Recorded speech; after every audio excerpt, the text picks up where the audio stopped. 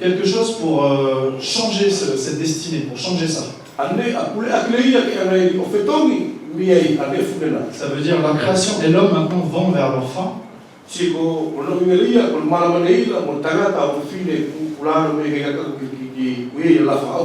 Ils sont destinés au feu à cause du péché.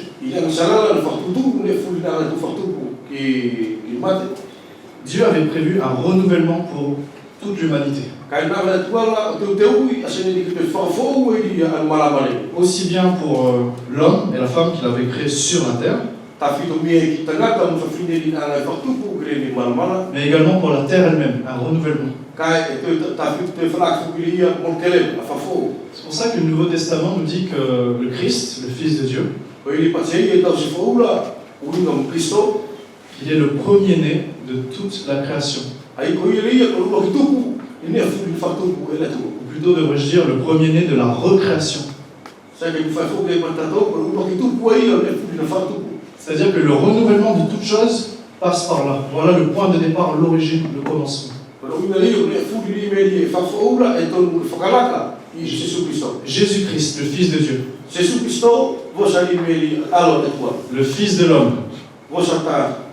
Incarné dans la chair. Crucifié pour nos péchés. Maintenant, je vais parler un petit peu de ce qui va être le socle ou la base de ce qu'on va évoquer ensuite.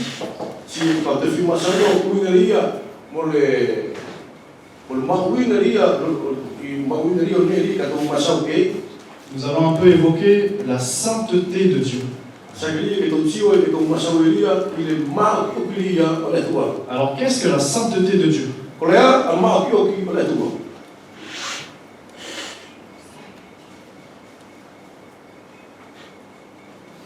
Quelqu'un de saint, par exemple. Pourquoi on dit cette personne, elle est sainte?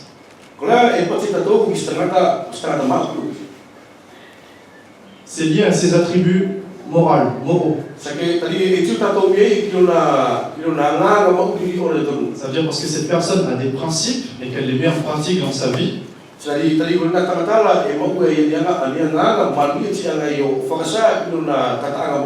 Alors cette personne, elle a un style de vie à part. Elle n'est pas comme les autres.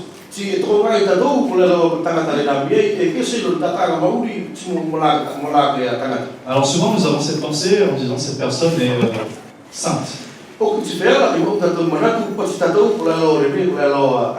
Et ça c'est une image. Effectivement, Dieu est saint, c'est-à-dire que moralement, il est pur, il est parfait, il n'y a pas de reproche.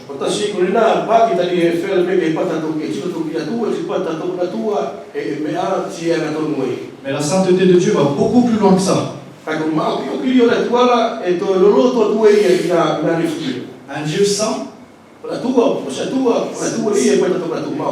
c'est un Dieu que tu ne peux pas approcher. C'est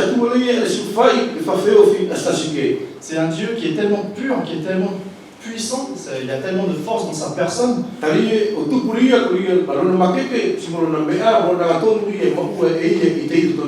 Que si tu t'approches de lui, tu vas mourir. C'est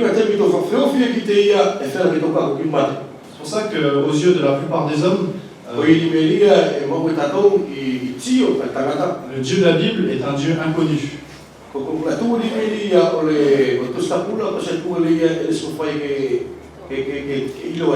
Personne ne l'a connu réellement pour pouvoir l'approcher. C'est l'apôtre Paul qui disait, lorsqu'il était en voyage en Grèce,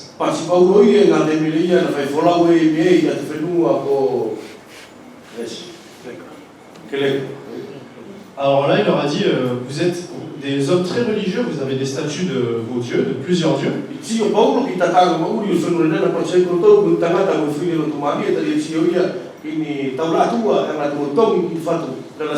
Et là il y avait aussi une statue sans forme dédiée à un dieu inconnu, aux dieux qu'ils ne connaissent pas. Et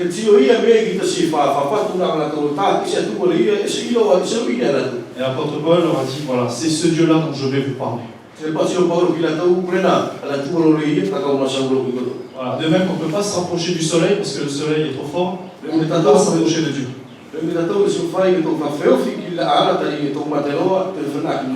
Dieu est saint. Les anges s'écrient Saint, Saint, Saint et l'Éternel des armées. Et toute la terre est remplie de sa gloire. Alors pourquoi je parle de la sainteté de Dieu ce matin? Parce que la sainteté de Dieu, un Dieu saint, ce sera la source, l'origine du renouvellement, ce dont on va parler.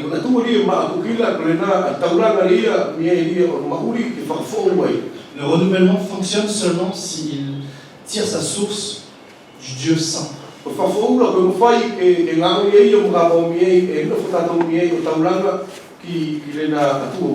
D'un Dieu pur, d'un Dieu sans reproche, d'un Dieu parfait.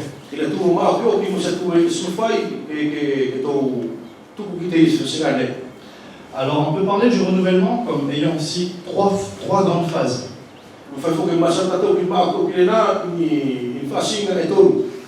On l'avait déjà dit il y a quelque temps, comme le salut. On pouvait parler du salut passé, du salut présent et du salut futur à venir. Et de même le renouvellement, c'est en parallèle avec le salut. Ça veut dire que si vous êtes chrétien aujourd'hui, lorsque vous avez été sauvé, vous avez été renouvelé. Vous avez été plongé dans le bain de la régénération.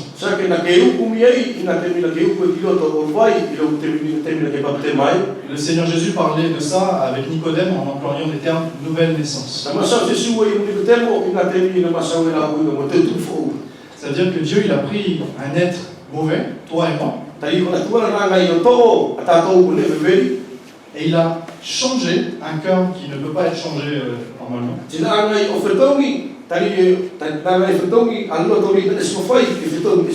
Et il en a fait un cœur nouveau.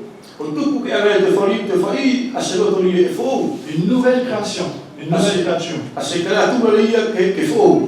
Et ça c'est quelque chose d'extraordinaire parce que personne ne pouvait faire ça.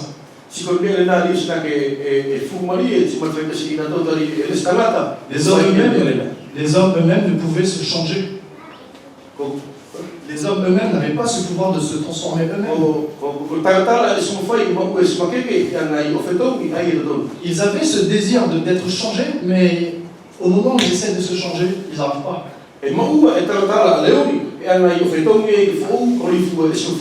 c'est ce que l'apôtre Paul nous dit dans l'épître aux Romains. Le bien que je veux faire, je ne le fais pas. Et le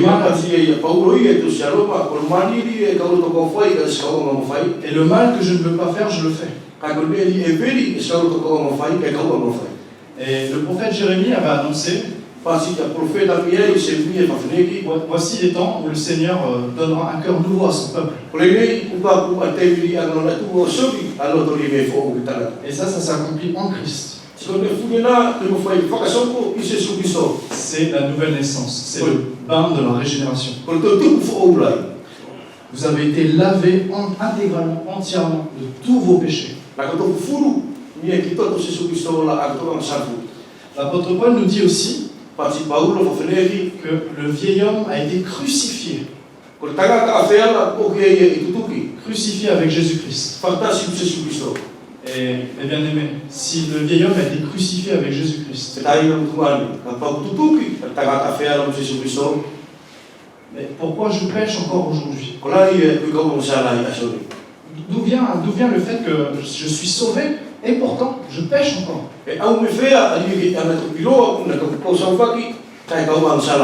La Bible et la parole de Dieu, elles ne mentent pas.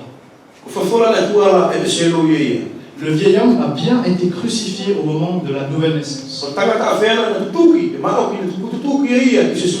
Seulement il faut savoir que la crucifixion est une mort lente.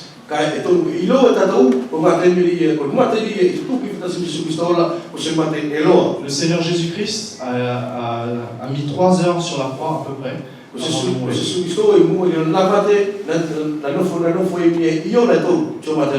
Et il fait partie de ceux qui ont eu les morts les plus rapides sur la croix.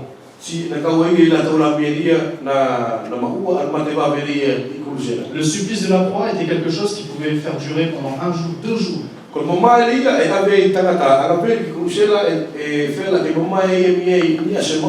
L'homme est suspendu à l'agonie jusqu'à son dernier souffle. Et notre vieil homme, lui aussi, il est crucifié à l'agonie.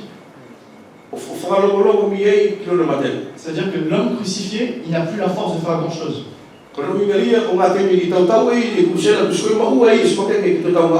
Mais il est encore vivant.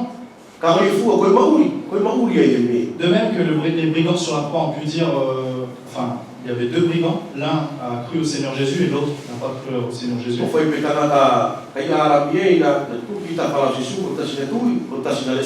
Sur la croix, ils ont pu exprimer aussi des mots. Et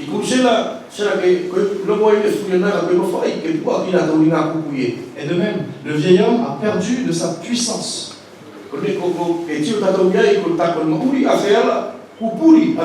ce qu'on chante aussi dans un cantique, là, numéro 99, la force est dans le sang de Christ. C'est-à-dire qu'effectivement, en Jésus, dans le bain nouveau que tu as pris, Satan n'a plus la même force qu'il avait sur toi auparavant.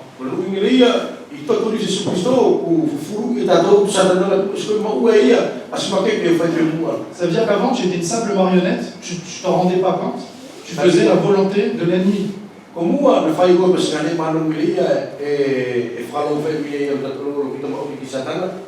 Et tu ne pouvais rien faire, tu étais impuissant face à ça. Et là, il y a eu l'évangile. La puissance de Dieu pour le salut de celui et celle qui croient. Et là, ton vieil homme a perdu de sa puissance de frappe contre toi.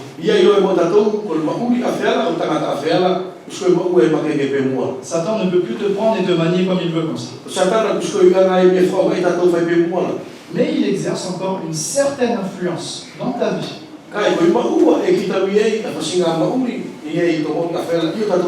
C'est pour ça que moi comme toi, nous pouvons tomber encore aujourd'hui. Et là, on va enchaîner justement sur la deuxième étape du renouvellement.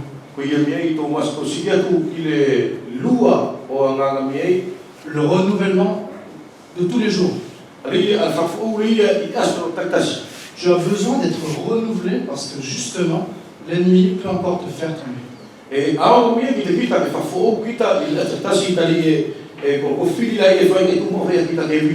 Principalement par le vieil homme qui est crucifié mais qui est encore vivant.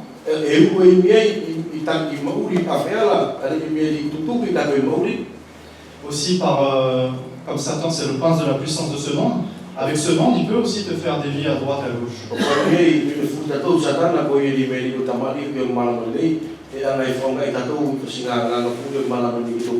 Et donc pour éviter d'être porté à droite et à gauche, tu as besoin du renouvellement quotidien.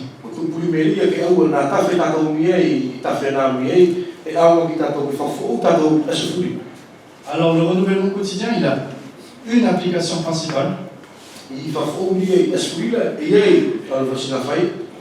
C'est la communion avec Dieu. Et il passe par la lecture de sa parole. Il passe aussi par les temps d'intimité que tu as avec le Seigneur.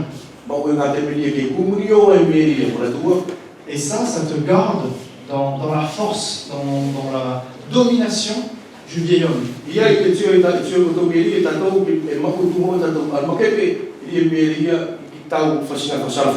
Mais bien aimé, la négligence sur ces points est dangereuse.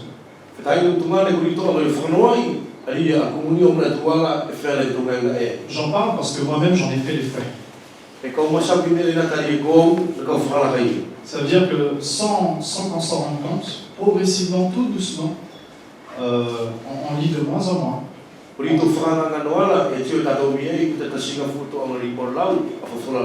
On fait autre chose. Après le temps de prière, le soir on est fatigué, on dort comme ça.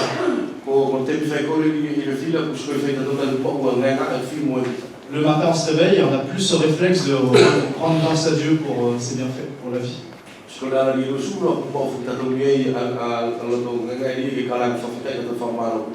Et le danger avec ça, comme j'ai dit, le vieil homme, il est crucifié, mais toujours agissant malgré tout.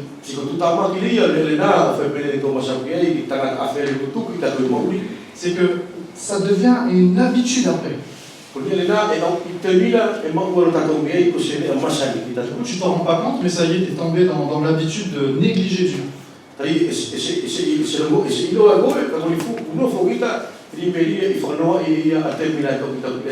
Et ça, c'est dangereux. C'est comme je dis personnellement, j'en ai fait les frais.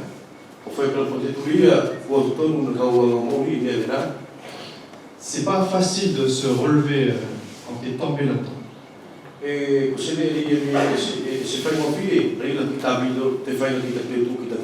Mais c'est pas impossible. Car